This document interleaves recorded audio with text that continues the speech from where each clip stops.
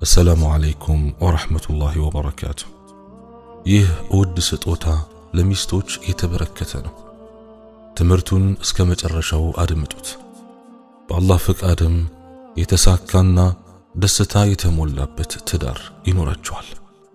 ሚስት ለባሏ ያላትን ፍቅር የምትገልጽባቸው 45 መንገዶች።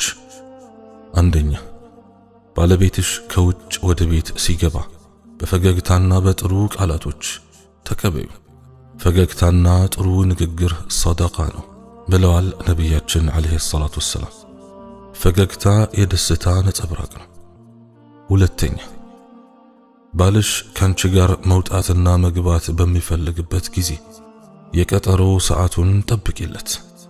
በማይረባ ነገር ጊዜውን አታጥፊበት።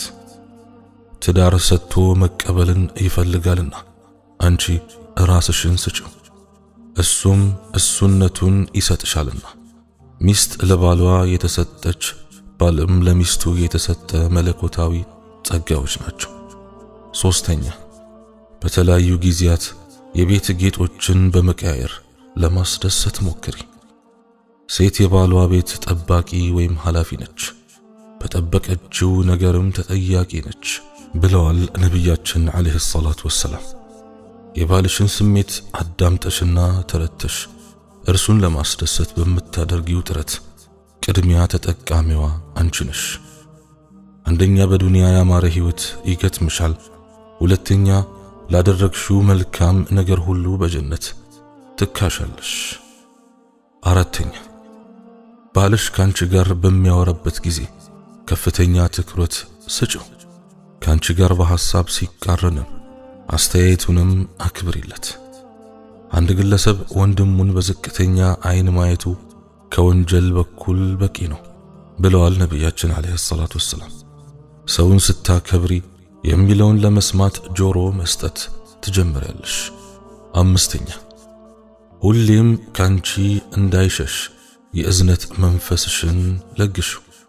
ምክንያቱም እሱ ልክ እንደ ሕፃን ልጅ ጥበቃን ወይም እንክብካቤን ሁሌም ይፈልጋልና።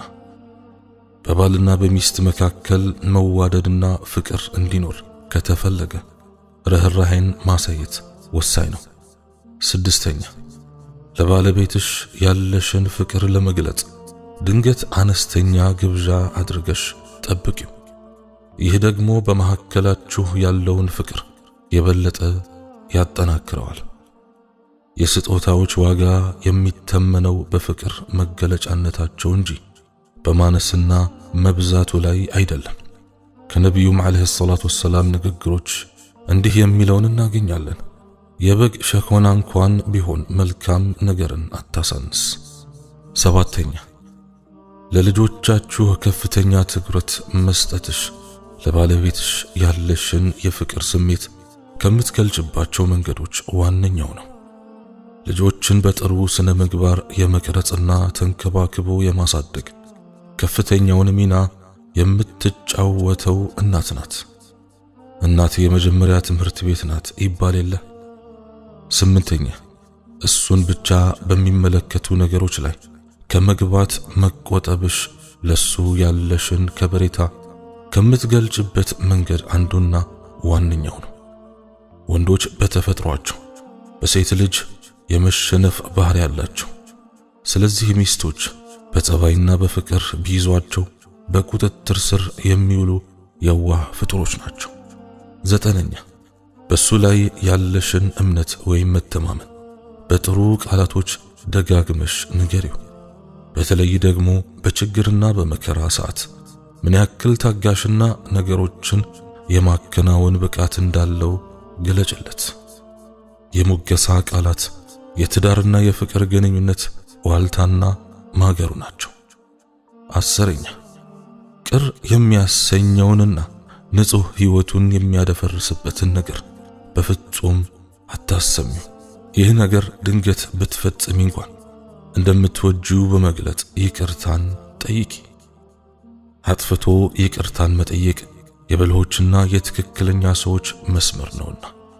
ባለቤትሽ ደስ እንዲለው ቆንጆ ቆንጆ ልብሶችን ልበሽለት። እሱ የሚወዳቸውን የከለር አይነቶችን ምረጭለት። እሱን የሚያስደስተው ከሆነ ሜካፕ ተጠቀሚ። አንቺ ስሜቱን ጠብቂለት፣ እርሱ ፍላጎቶችሽን ሁሉ ያሟላል። ይህኔ ትዳር ያማረ ይሆናል።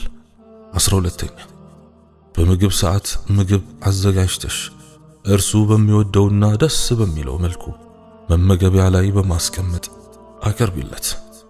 ድርጊት ከምናስበውና ከምንናገረው የበለጠ የሰውን ልብ ለመማረክ ከፍተኛ ጉልበት ያለው በመሆኑ ተግባርሽ የሚበረታታ ነው። 13ኛ ሐሳብና ጭንቀቱን ተጋሪው። የገጠሙትን ችግሮች ለመፍታት ያቅምሽን ያክል ሞክሪ። ከገጠመው ችግር ለማለፍ በሚያደርገው ትግል ከጎኑ በመሆን እርጂው። ከስጦታዎች ሁሉ የላቀው ስጦታ በችግር ሰዓት የሚሰጥ ነው። ተሰጣጡ ትዋደዳላችሁ ብለዋል ነቢያችን አለይሂ ሰላቱ ወሰላም። 14ኛ የተጋባችሁበትን ቀን በማስመልከት ልዩ ስጦታ ገዝተሽ ስጪው። ከዚያ በኋላ በዚያ ቀን የገጠማችሁን የደስታና የሳቅ አጋጣሚዎች አስታውሱ። ስጦታ የሰውን ቀልብ የመቆጣጠር አቅሙ ከፍተኛ ነው። በስጦታ የሰውን ቀልብ መግዛት ትችላላችሁና ሰጭ ሁኑ ይላሉ ነቢያችን አለይሂ ሰላቱ ወሰላም። 15ኛ ባልሽ የሚወደውን ነገር አሳየው፣ ቅብጥብጥ እንዲል አድርጊው።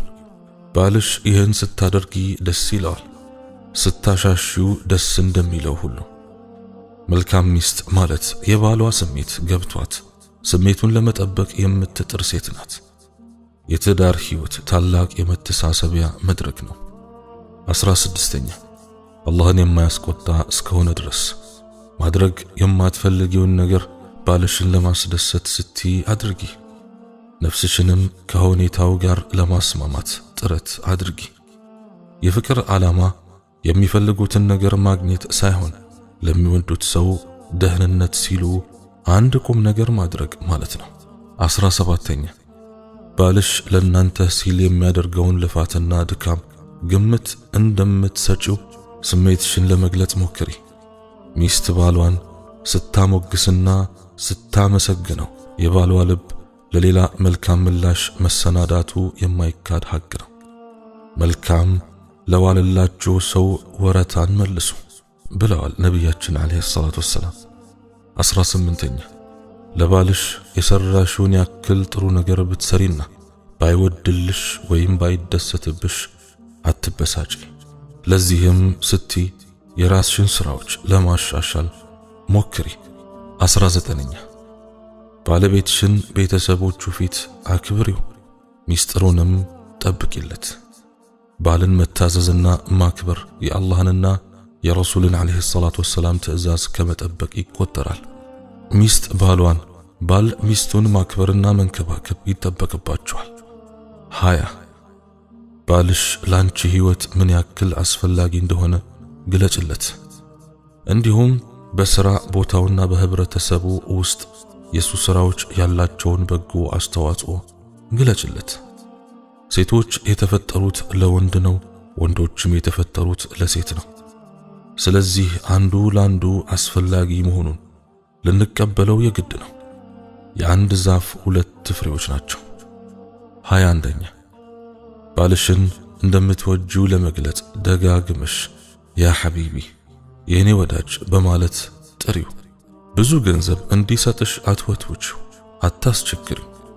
ነቢዩ ሰለዋቱ ረቢ ወሰላሙሁ ዐለይህ ለዓኢሻ ያላቸውን ፍቅር ለመግለጽ ሲያቆላምጧት ዓኢሽ ብለው ይጠሯት ነበር። ለባለ ትዳሮች የተሰጠ የቤት ሥራ ነውና እናንተም ሞክሩት።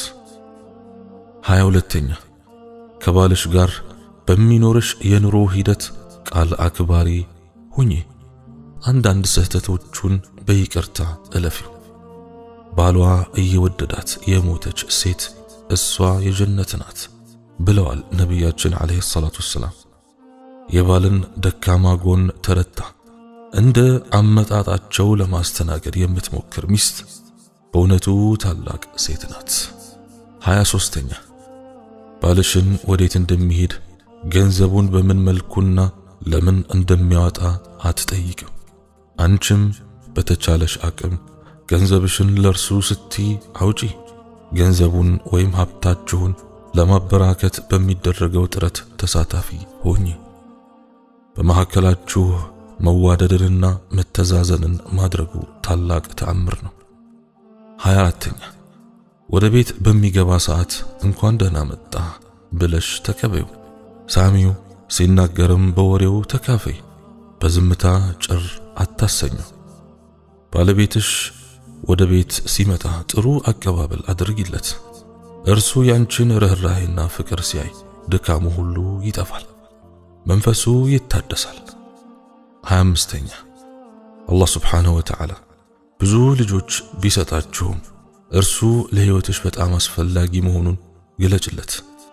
ከዚህም ባሻገር ሙሉ ጊዜሽን ለርሱ አድርጊ። የሚወደውን ነገር ሁሉ አድርጊለት። እንደዚህ አይነቷ ሚስት ባሏን የማንበርከክ አቅሟ ከፍተኛ ነው። 26ኛ በውስጥሽ ያለውና የሚያስጨንቅሽን ነገር ሁሉ ሳትደብቂ ንገሪው።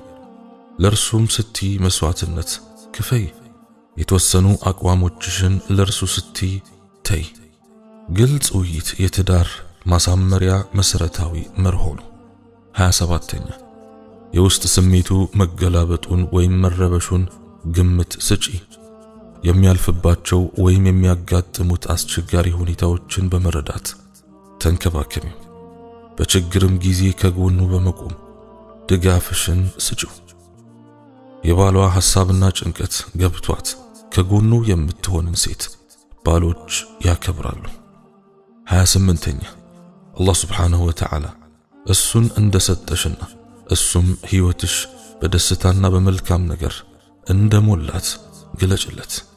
እነርሱ ለእናንተ ልብሶች ናቸው፣ እናንተም ለእነርሱ ልብሶች ናቸው ይላል አላህ ሱብሓነሁ ወተዓላ በተከበረው ቁርአኑ። ሕይወትን በደስታ ከሚሞሏት በርካታ ነገሮች መካከል ተስማሚ የትዳር አጋርን መገኘት ነው። 29ኛ የሚወደውን ነገር ሁሉ አቅርቢለት። እረፍት እንዲያገኝ ጣሪ። በተለይ ጾታዊ ነገሮች ላይ ካንቺ እንዲሸሽ አታድርጊው። ስሜቱን ጠብቂለት። 30ኛ ቤተሰባዊ ጫናዎችና ኃላፊነቶችን እንዳይከብዱት በሁሉም መልኩ ተጋሪው። ከአቅም በላይ የሆኑ ነገሮችን በመጠየቅ አትጫኑ። አላህ ሱብሓነሁ ወተዓላ ባሪያውን በመርዳት ላይ ነው፣ ባሪያው ወንድሙን በመርዳት ላይ እስከሆነ ድረስ ብለዋል ነቢያችን አለይሂ ሰላቱ ወሰላም። 31ኛ ቤተሰቦቹንና ጓደኞቹን አክብሪለት፣ በእነሱም ፊት አሞጋግሹ። ባልን መውደድና ማፍቀር ቤተሰቦቹን ከማክበርና ከመውደድ ጋር ይያያዛል። አንዱን ጥሎ አንዱን አንጠልጥሎ እንዳይሆን ነገሩን በጥሞና ማየቱ ይበጃል። ዝምድና ቆራጭ የሆነ ሰው ጀነት አይገባም ብለዋል ነቢያችን አለይሂ ሰላቱ ወሰላም። 32ኛ ብቻችሁን በምትቀመጡበት ጊዜ እጅሽን እጁ ላይ በማድረግ አንዳንድ ቀልዶችና ጨዋታዎችን አሰሚው።